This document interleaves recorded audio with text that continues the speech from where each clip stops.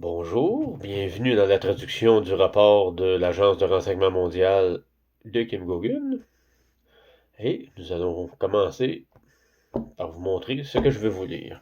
Et ce n'est pas un très gros rapport, celui-là.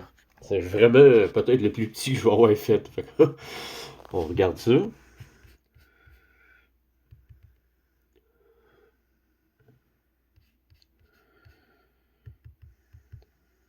Ce rapport date du 26 décembre 2022.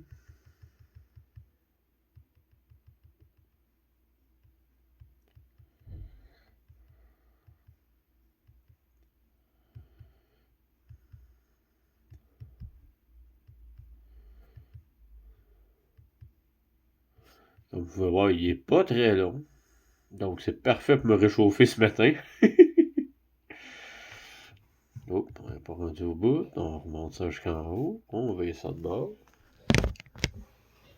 Bon, on commence ça tout de suite. Je vais passer ma flèche.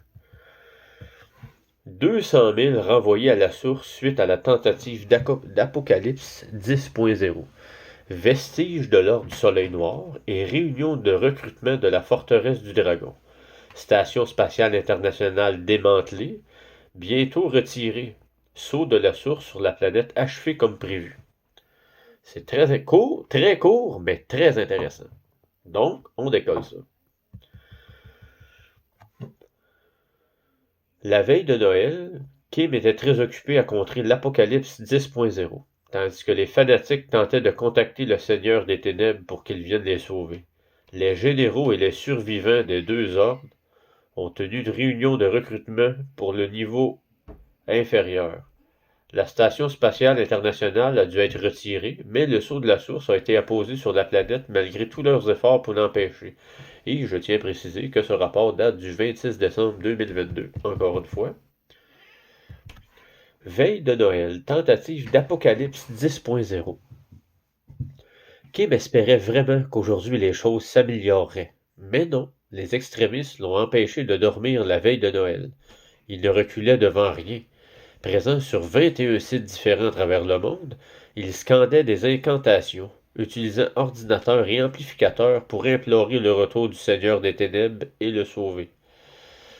Le SSP, le programme spatial secret, ou plutôt les 15 forces militaires secrètes, disposaient encore d'armes à fréquence qu'ils utilisaient pour tenter de neutraliser les cités éthériques de lumière. Ils essayaient de rétablir l'obscurcissement afin de contrôler la lumière qui pénètre actuellement sur la planète. Et étant donné qu'on vient de parler des 15 forces militaires secrètes, je vais faire une vidéo exclusivement sur la CIO, puis je vais vous montrer toutes les armées secrètes qui existaient. C'est ça. J'en dirai pas plus. On va garder le plus important pour la vidéo de la CIO. On poursuit ça. 200 000 cinglés renvoyés à la source. Toutes ces tentatives ont échoué, mais cela ne les a pas empêchés de persévérer. Kim a supposé qu'ils tentaient le tout pour le tout car c'était leur dernier jour. À minuit, heure GMT, l'accord a pris fin et le sceau de la source a été apposé sur la planète. Il était donc partout, tentant une nouvelle fois de provoquer l'apocalypse. Nous en sommes à la 10e tentative. Comme mentionné dans la précédente diffusion, ils ont essayé de faire exploser le mont du Temple à Jérusalem. Il semblerait qu'ils aient récidivé, ainsi qu'un site à Bethléem. Ils étaient sur la montagne Arc-en-Ciel au Pérou, sur diverses bases aériennes à travers le monde et dans des laboratoires clés en Chine. Ils ont emporté un ordinateur sur une montagne en Nouvelle-Zélande, et ont tenté d'appeler le Draco. Le Draco, c'est Marduk. Elle a passé toute la journée et une grande partie de la nuit de la veille de Noël à contrer toutes leurs tentatives. Quel a été le résultat? Eh bien, 200 000 personnes ont été renvoyées à la source ce jour-là. C'est beaucoup de ménage, ça, là. 200 000 one-shot, là. Je vous l'ai dit. Quand l'armée des anges de la source débarque, on fait du ménage, mais on n'y est pas avec ça. Réunion de recrutement. Ces généraux à l'intelligence limitée et autres individus du même acabit ont invité quelques centaines de personnes du monde entier. En temps normal, les personnes invitées à ce genre de réunion n'y auraient jamais participé. car elle se situe juste en dessous des plus hautes fonctions. Parmi elles, le PDG de JP Morgan Chase, d'autres banquiers centraux et des responsables de grandes banques. Il n'y avait pas que des banquiers, des représentants de Motorola, Verizon, etc. Beaucoup de grandes entreprises. Kim a expliqué qu'il s'agissait essentiellement d'une séance de recrutement. On les invitait à rejoindre l'élite. Ils devaient gravir les échelons inférieurs pour pourvoir les postes vacants et gagner en influence. Sauf que leur argumentaire de vente ne proposait qu'un titre, pas d'argent. Difficile, j'imagine, de convaincre des banquiers dont les banques sont au bord de la faillite avec de l'argent. Ils ont dû s'en rendre compte. C'est donc le pouvoir, le prestige qui est censé les attirer. Oui, c'est ça le truc. Le prestige et l'attrait du pouvoir pour pouvoir disparaître eux aussi. Sonny demanda à Kim si elle pensait que ces recrues croyaient vraiment à ce qu'on leur racontait. Kim observait leurs expressions, répondit qu'elle les prenait probablement pour des imbéciles, ces généraux et les membres de l'ordre.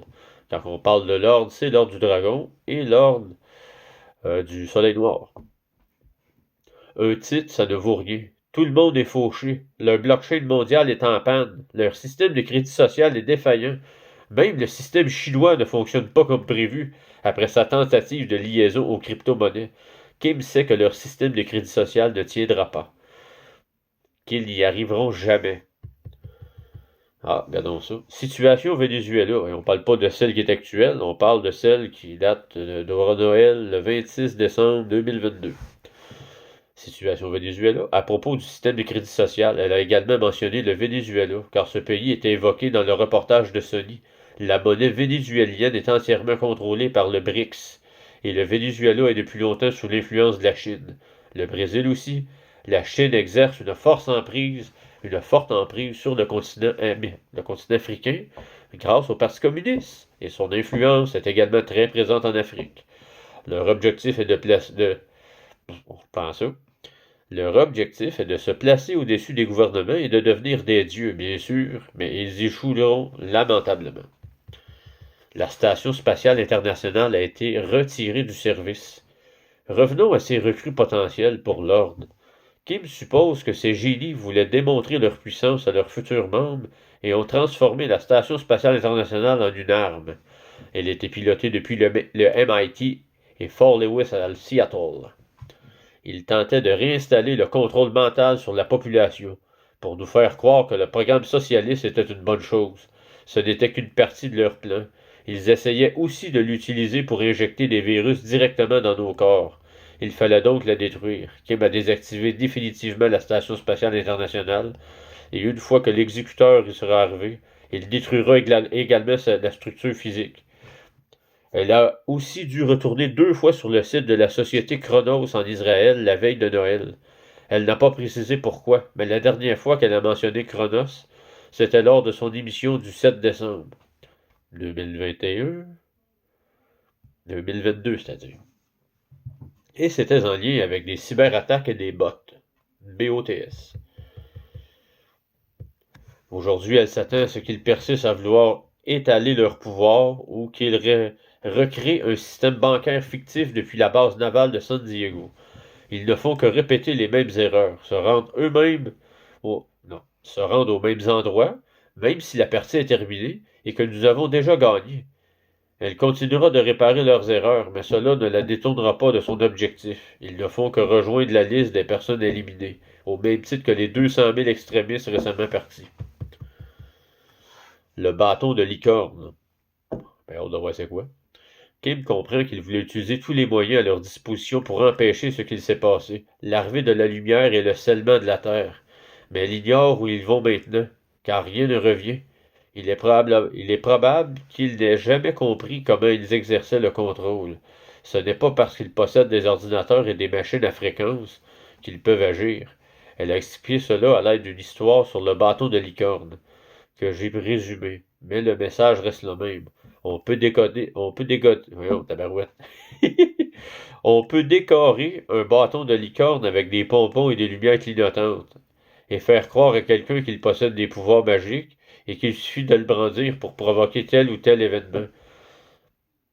Mais c'est l'aide d'en bas qui permettait réellement que ces choses se produisent. Puisque cette aide a disparu, cela ne fonctionnera plus jamais.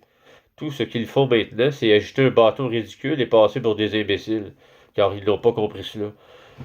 Quand on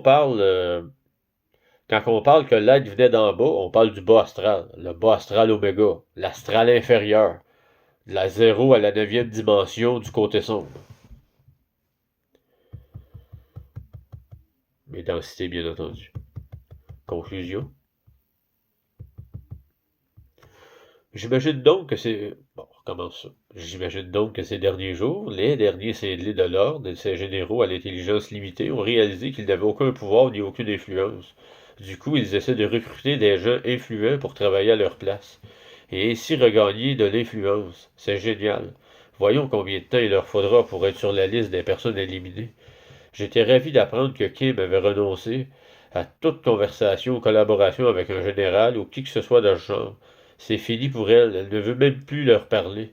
La bonne nouvelle, c'est que le saut est en place. Kim s'attendait à ce que des mécanismes de sécurité se déclenchent automatiquement et savait qu'il...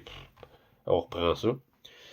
Et savait qu'il faudrait au moins une semaine pour éliminer les derniers vestiges. Elle s'attendait donc à voir des choses assez étranges cette semaine, mais pas à ce point. On aurait dit qu'ils essayaient de faire exploser la planète entière.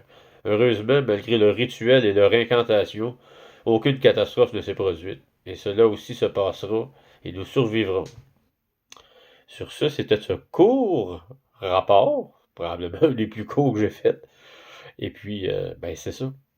La station spatiale, c'est elle qui l'a désactivée, puis c'est l'exécuteur qui l'a détruite. Donc, la Station spatiale internationale n'existe plus. Sur ce, ben, je vous souhaite une très belle journée. Et je me mets tout de suite sur la vidéo pour l'ACIO. L'ACIO, c'est l'armée privée que Marduk avait, et c'est une filiale du programme spatial secret, au même titre que la Fédération, la fausse Fédération galactique des ténèbres, de la fausse lumière et neutre. Sur ce, belle journée à tous.